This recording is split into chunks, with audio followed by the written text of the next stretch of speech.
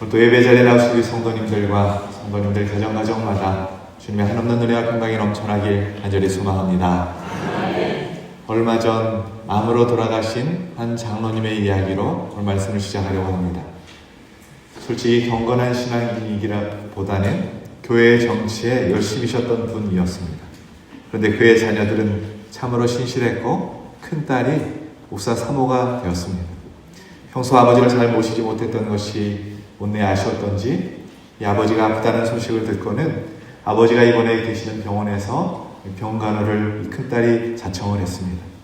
그런데 어느 날 이 딸이 병원 교회에 새벽 기도회를 드리는데 하나님께서 강하게 음성을 주셨어요.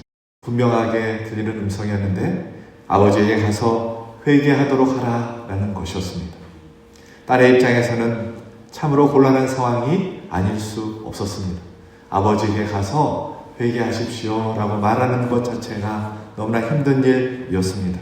그럼에도 불구하고 하나님께서 너무나 분명하게 그 마음을 주셨기 때문에 아버지하고 단둘이 있을 그때 이 딸이 조용히 아버지에게 말을 건넸습니다. 아버지, 하나님께서 아버지가 회개하기를 원하세요 라고 이야기를 했답니다. 이 말을 들은 장로님은 얼마나 노발대발 역정을 내시는지 당장 그 자리에서 쫓겨났다고 합니다. 평생 열심히 하나님을 섬겼다고 생각하고 그렇게 살아왔는데 자신에게 하는 말이 회개하라는 말이니 딸의 말이 어쩌났던 것이지. 그렇지만 자녀들은 아버지가 회개하지 않으면 이 죄 때문에 지옥 갈 것이 분명하게 하나님 앞에 아버지가 이대로 서서는 안 된다 생각에 눈물로 자녀들이 기도하기 시작했답니다. 사흘쯤 지났을 때 이 장로님이 자녀들을 모두 불러 모았습니다. 자녀들이 모두 모인 자리에서 장로님은 자신의 무릎을 꿇을 수 있도록 도와달라고 요청을 했어요. 온몸에 암이 퍼져서 통증으로 다리를 만지지도 못하게 하시던 이분이 무릎을 꿇고는 하나님, 제가 이런 잘못을 회개합니다. 그러면서 통곡을 하면서 회개하기 시작합니다. 부인과 자녀들에게 이것은 내가 잘못했다, 이것은 내가 잘못했다 말하며 일일이 용서를 구하기 시작하셨답니다. 그리고는 누웠다가 또 회개할 일이 생각나면 침상에서 일어나 다시 무릎을 꿇고 회개 기도를 하고 그렇게 내리 몇 날을 회개하시다 어느 날 저녁 아무 고통 없이 하나님의 부르심을 받았다고 합니다. 하나님께서 그토록 기다리시던 회개를 다 쏟으시고 하나님의 용서와 은혜를 입고 하나님께 가셨노라고 자녀들이 그렇게 간증을 하시는 것입니다. 사랑하는 여러분, 하나님께서는 우리가 어떻게 살아왔고 어떻게 살고 있고 무슨 죄를 지었는지 다 알고 계십니다. 우리가 죄를 짓는 것보다 더 무서운 것이 있다면 죄를 짓고도 회개하지 않고 살아가는 것입니다. 회개하지 않으면 그 죄로 인해서 영원한 지옥으로 갈 수밖에 없기 때문인 것이지. 베드로후서 3장 9절 말씀 우리 함께 봉독합시다. 주의 약속은 어떤 이들이 더디다고 생각하는 것 같이 더딘 것이 아니라 오직 주께서는 너희를 대하여 오래 참으사 아무도 멸망하지 아니하고 다 회개하기에 이르기를 원하시느니라. 아멘. 하나님의 마음은 그 누구도 지옥불에 들어가는 것을 원치 않으신다라는 것입니다. 바라옵기는 사순절 기간 이 하나님의 마음을 깨닫고 우리의 죄를 위해 십자가를 지신 주님을 묵상하며 하나님 앞에 회개할 것이 있다면 철저하게 고백하고 회개하셔서 하나님과 나 사이를 가로막고 있는 죄의 문제를 해결받고 자유함을 누리며 살아가는 우리 기독교 모든 성도님들 되시길 예수 그리스도의 이름으로 축원합니다. 축원합니다. 우리가 예수 그리스도를 나의 구주로 영접하면 우리 안에 성령님이 들어오시고 그때부터 예수님과 함께 동행하는 삶을 우리가 살아가게 됩니다. 그런데 이상한 일은 많은 그리스도인들이 자신의 삶 속에 그런 예수님의 개입과 간섭, 예수님과 동행한 그런 삶을 살아가지 못하다라는 것입니다. 내 삶 속으로 예수 그리스도께서 들어오셨다면 그 흔적이 나타나야 하는데 전혀 그렇지가 않다라는 것이죠. 어째서 우리의 말과 행동, 우리의 삶 속에 예수님의 흔적이 나타나지 못하는 것일까요? 심지어 앞에서 말한 장로님처럼 수십 년 예수 믿고 믿음이 좋다, 열심히 있다라는 분들 때문에 주변 사람들이 상처받고 교회가 시험에 빠지는 일까지 발생하는 것입니다. 도대체 그 이유가 무엇일까요? 분명히 예수님이 그 안에 계실 텐데 말입니다. 성경을 보면 예수님이 그 자리에 함께 계셨는데도 아무도 역사가 일어나지 않는 경우가 몇 군데 나오고 있습니다. 그 중 하나가 요한복음 2장의 가나 혼인잔치 자리입니다. 예수님이 가나 혼인잔치에 초대를 받아 가셨습니다. 그런데 잔치집에 포도주가 떨어졌어요. 그 자리에 예수님이 함께 계셨는데도 중요한 잔치 음식이 떨어져서 혼주 측이 난감해하는 상황이 벌어졌습니다. 요한복음 21장에 보면 디베다 바닷가로 예수님이 십자가에 달려 돌아가시자 베드로와 많은 제자들이 다시 바닷가에 가서 물고기를 잡기 시작했어요. 그때 부활하신 주님께서 동일하게 그 바닷가 현장에서 고기 잡는 베드로를 지켜보고 계셨습니다. 하지만 베드로는 밤새 한 마리의 고기도 잡지를 못했어요. 요한복음 21장 4절 5절 말씀입니다. 함께 공독합시다. 날이 새어갈 때에 예수께서 바닷가에 서셨으나 제자들이 예수신 줄 알지 못하는지라. 예수께서 이르시되 얘들아 너희에게 고기가 있느냐 대답하되 없나이다. 예수님께서 한 장소에 같이 계셨음에도 불구하고 베드로는 물고기를 한 마디로 잡지 못한 채 결실이 없는 수고를 계속하고 있었다라는 것입니다. 여러분, 우리의 삶도 마찬가지입니다.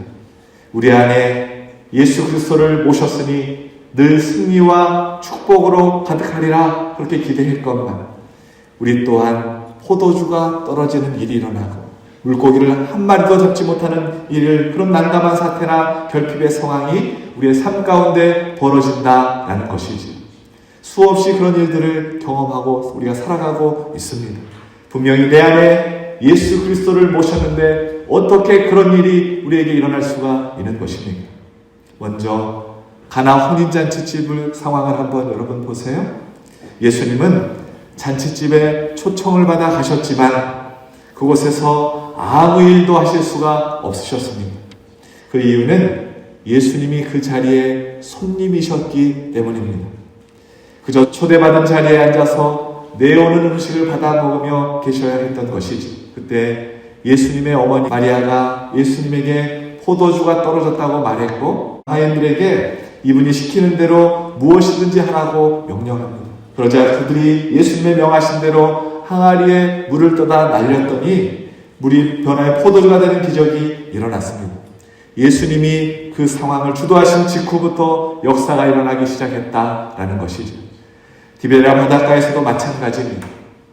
베드로가 예수님이 바닷가에 계신 것도 모른 채 자기 생각대로 열심히 고기를 잡고 있었습니다.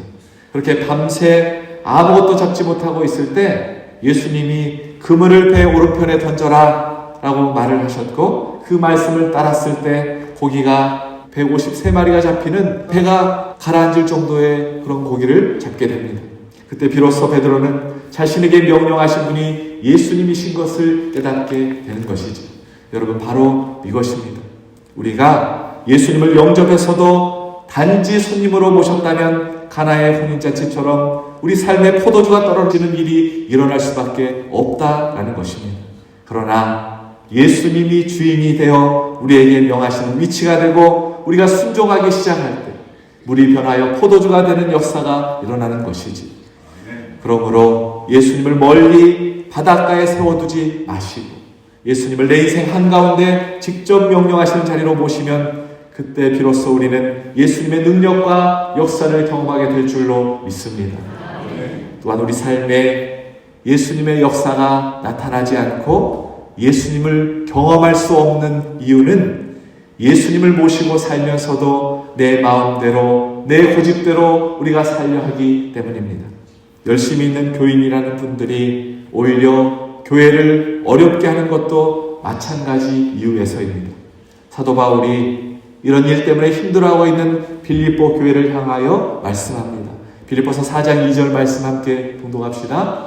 내가 유오디아를 권하고 순두개를 권하노니 주 주 안에서 같은 마음을 품으라. 아멘. 유오디아와 순두개는 둘 다 빌립보 교회에 없어서는 안 될 살림을 도맡아 했던 충성스러운 여인들이었습니다.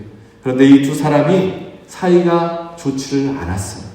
이를 안타깝게 여긴 사도 바울은 빌립보 교회에 편지하면서 유오디아와 순두개에게 주 안에서 같은 마음을 품으라고 그렇게 화해의 특별 당부를 남겼습니다.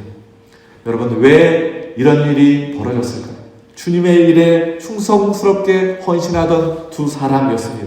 그런데 왜 사이가 안 좋은 것일까요? 서로 자기의 충성만이 옳다고 믿고 자기 방식만 선하다고 고집했기 때문인 것이죠. 바로 자아의 문제 때문이었습니다. 자기가 모든 일의 중심에 있기에 상대를 용납한다거나 양보할 수 없을 뿐만 아니라 예수의 뜻마저도 꺾어버리고 마는 것입니다. 자아가 펄펄 살아있다는 것이 문제의 핵심인 것이지. 성경에서도 자기 마음대로 살았던 시기가 있습니다. 바로 그 시기가 사사시대입니다. 사사기 21장 25절 말씀 함께 봉독합시다.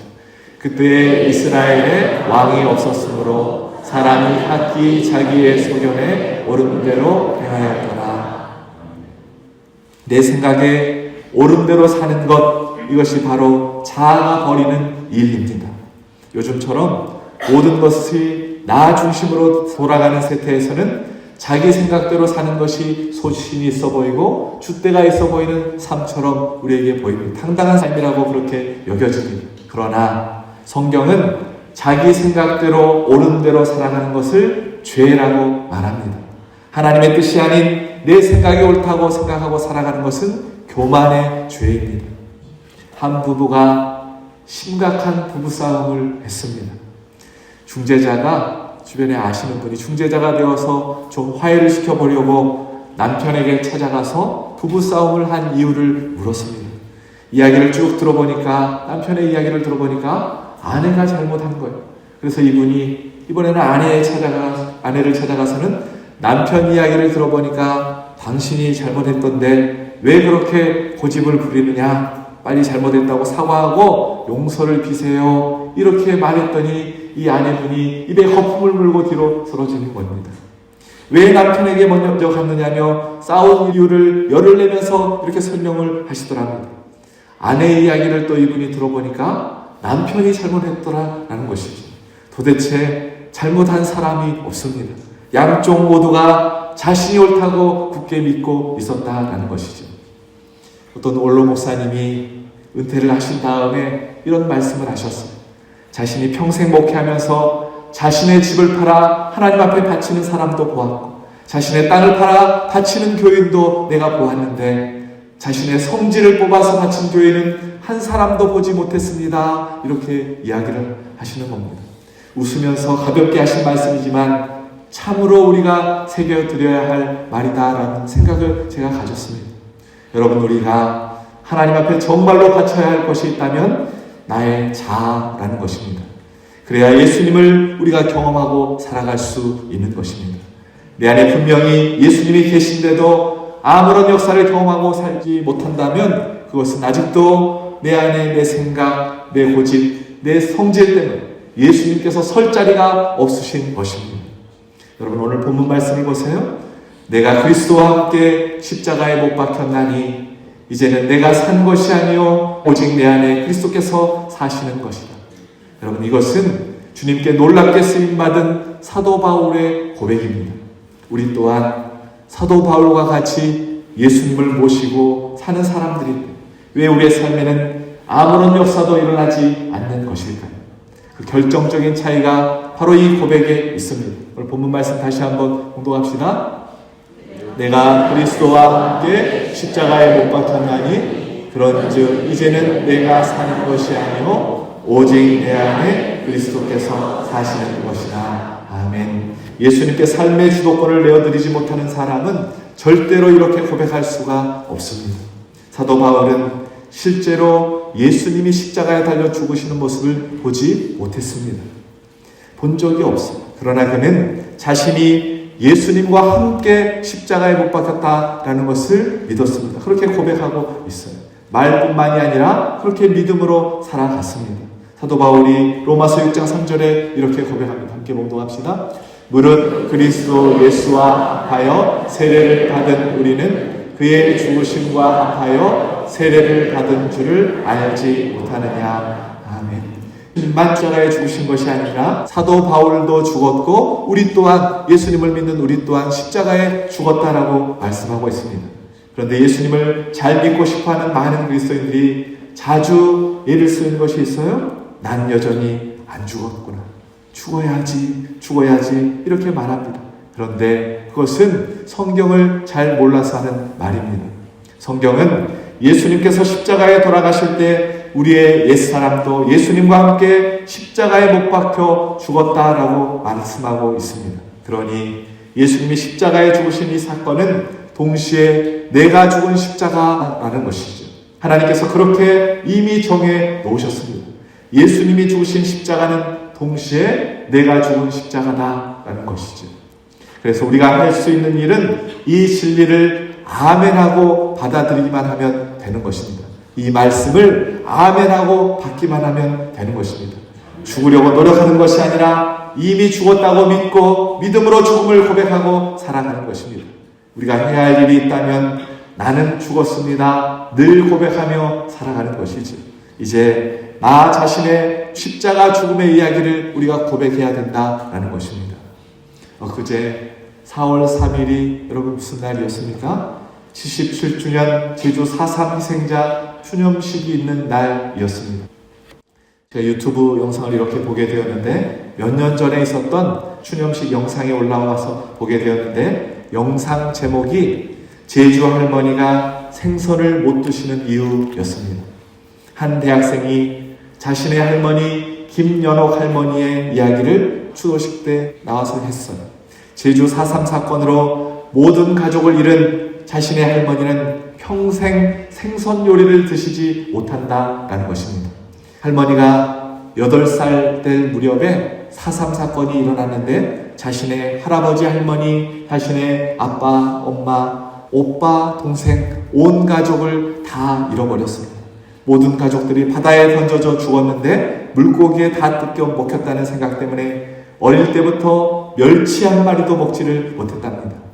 추념식에 참석했던 모든 이들은 할머니의 가슴 아픈 사연에 울음을 감추지 못했습니다. 그래서 김연옥 할머니에게는 4.3 사건은 아직도 언제나 현재 사건인 것이지. 여러분, 우리에게도 마찬가지입니다. 십자가 사건은 언제나 나에게 있어서 현재의 사건이 되어야 한다. 오늘 성경이 우리에게 가르쳐주고 있습니다. 그저 사순절 기간이라고 십자가만 보고 지나쳐버리는 것이 아니라 십자가에서 나의 죽음을 바라보아야 한다라는 것이지. 십자가를 볼 때마다 나는 죽었습니다. 입으로 시인해야 한다라는 것입니다. 그런 의미에서 한번 고백하겠습니다. 자신의 이름을 넣어서 나 누구는 죽었습니다. 시작. 나 손정영은 죽었습니다.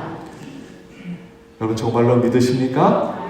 이 말씀을 믿어야 된다는 거예요. 여러분 죽은 사람은 표시가 납니다. 지금 내 옆에 시체가 누워있다고 상상을 한번 해보세요. 여러분 죽은 사람들 다 보셨습니까? 죽은 사람은 코로 숨을 쉬지 않습니다. 손으로 가슴에 갖다 대어도 심장이 뛰지 않아요.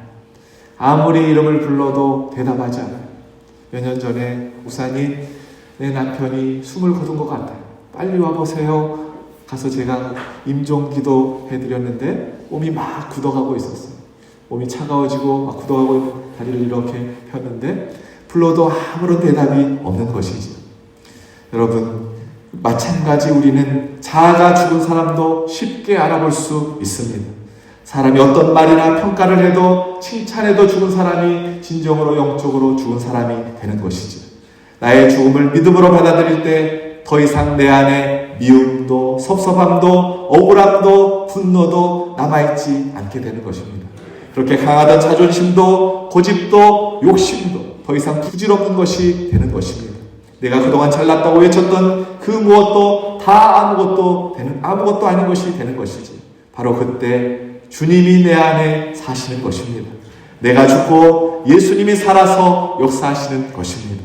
예수님이 살아나신 그 순간부터 통해서 우리의 인생은 완전히 달라지게 되어 있습니다. 나는 죽고 예수로 사는 순간부터 예수님의 능력과 역사가 내 삶 가운데 펼쳐지기 시작하는 것입니다. 그런데 우리가 오해하지 말아야 할 것이 있습니다. 앞에서 말했지만 자아는 죽이려고 애써서 죽는 것이 아닙니다. 또 나는 죽었다 주문처럼 외치다 보면 어느 순간 자아가 죽는 것도 아닙니다.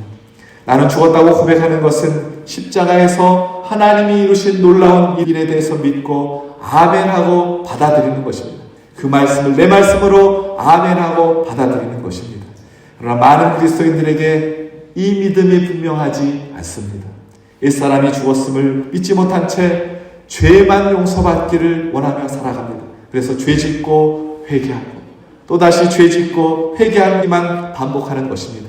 그러다가 회개도 시들해지고 형식적이게 되면서 영적으로도 완고한 신앙이, 영적으로도 침체된 신앙이 되고 마는 것이죠.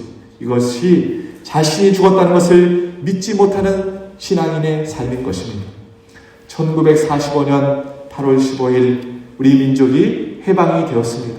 그러나 대부분의 국민들은 어리둥절한 채로 그날을 보냈다고 합니다. 오히려 쥐 죽은 듯이 8월 15일 날 조용했다는 거예요.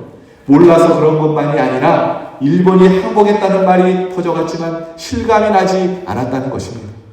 그 다음 날이 되어서야 주변에서 만세 부르는 이들이 거리에 나오기 시작했다는 것이죠. 그러나 일본 아베 총독이 9월 9일 미군 사령관 하지 중장에게 정식으로 항복할 때까지 그는 여전히 조선 총독으로 행동을 했다는 거예요. 한 달여 동안 조선 총독이라고 행동을 했다는 거예요. 그러니 한동안 일본이 패망했는지 패망한 것 같기도 하고 아닌 것 같기도 하고 조선이 해방된 것 같기도 하고 아닌 것 같기도 했다는 것이죠. 믿지를 못하니까 어리둥절했다라는 것입니다. 많은 그리스도인들이 이처럼 자아가 죽었다는 이 복음을 듣고도 어리둥절합니다. 이 말씀을 읽고도 어리둥절했다는 것이죠. 그 이유는 이 말씀을 느낌으로 우리가 믿으려고 하기 때문입니다.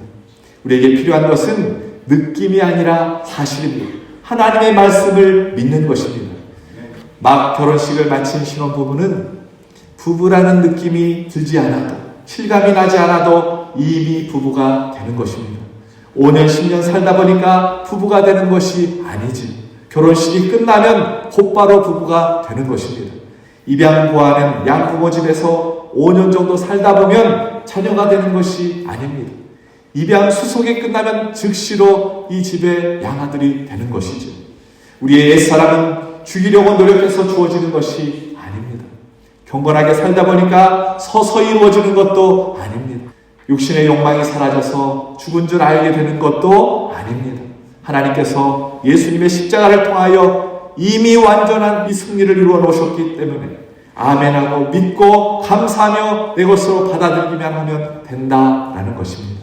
그래서 사도 바울은 로마서 6장 11절에 강력하게 우리에게 권면하고 있습니다. 함께 봉독합시다. 이와 같이 너희도 너희 자신을 죄에 대하여는 죽은 자요 그리스도 예수 안에서 하나님께 대하여는 살아있는 자로 여길지어다. 아멘. 옛 자의 죽음을 믿으라라고 말씀하고 있는 것이지. 사랑하는 여러분, 예수님과 함께 죽었다는 것은 우리에게 엄청난 복음입니다. 예수님과 함께 죽은 자로 살아갈 때 정말로 내 안에 계신 예수님이 일하심을 우리가 경험하게 될 줄로 믿습니다. 믿습니다. 죽음이 끝이 아니에요.